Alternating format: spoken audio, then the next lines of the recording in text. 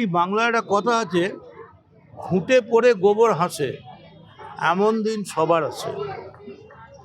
আজকে যে ঘটনা ঘটল, আমি শুধু এর তীব্র নিন্দা নয়, আমরা বিজেপিকে বলতে চাইছি যে বিজেপির সঙ্গে আনুষ্ঠানিকভাবে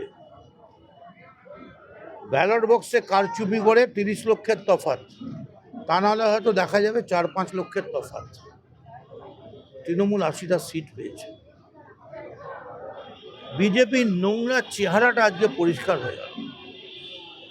ওই যারা পরিষ্কার পাঞ্জাবি পরে আর নেতারা বিবৃতি মারছেন যে কাউকে অসভ্যতা করবেন না, কেউ যদি গন্ডগোল করেন, আমি মুখ্যমন্ত্রী শুভেন্দু অধিকারীকে তাকে পরিষ্কারভাবে তার কাছে বলতে চাইছি। আপনি তো বলেছিলেন, আপনাদের প্রেসিডেন্ট শ্রমিক ভট্টাচার্য, যে যদি কেউ দাঙ্গা করে, মার দাঙ্গা করে, তাদের ছবি তুলে ভিডিও করে পুলিশকে দিয়ে দিন। আমার দল কাউকে এসব বরদাস্ত করবে না, আর বিজেপিতে কাউর এন্ট্রি নেই। আজকে আপনাদের সমর্থন ছাড়া সোনারপুরের এই ঘটনা ঘটে গেল। নগ্ন চেহারা। একটা কথা বলবো আপনাদের, আমরা হেরে গেছি। পুরু যখন আলেকজান্ডার যখন পুরুকে জিজ্ঞেস করেছিল কিরম ব্যবহার আশা করেন, পুরু বলেছিল রাজা যেমন রাজার সঙ্গে ব্যবহার করে। আমি মদন মিত্র আপনাদের বলছি, আপনারা ডেট আর টাইম আর জায়গা বলে দিন, কবে মারবেন, কবে মারবেন। অভিষেক কেন, আমাদের সবাইকে মারবেন।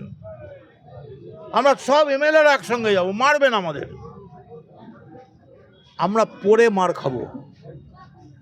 আমরা বিধানসভার চত্বরে বুকের রক্তে রক্তাক্ত করে দেবো বিধানসভার চত্বর। কিন্তু কবে মারবেন বলে দিন। এরকম কাপুরুষের মতো লুকিয়ে কেন সুযোগ নিলেন?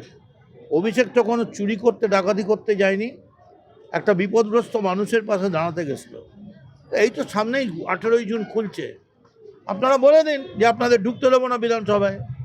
তা আমরা পড়ে মার খাবো, আমাদের হাত উঠবে না পাল্টা। কিন্তু বিজেপির চরিত্রটা পরিষ্কার হওয়া দরকার। এই এত ধর্ম করে কত বড় বিধর্মী আর অধার্মিকের দল বিজেপি, কিসের জন্য মারলেন? কেস দিন না, দিচ্ছেন তো ইডি, সিবিআই, সিআইডি, যত পারেন দিন, এনআইএ দিন, পারলে আমাদের বহিরাগত করে তাড়িয়ে দিন। আমি 1875 সালে আমার বাড়ি ভবানীপুরে, ক্ষমতা আছে, তাড়িয়ে দিন, ডিপোর্ট করুন।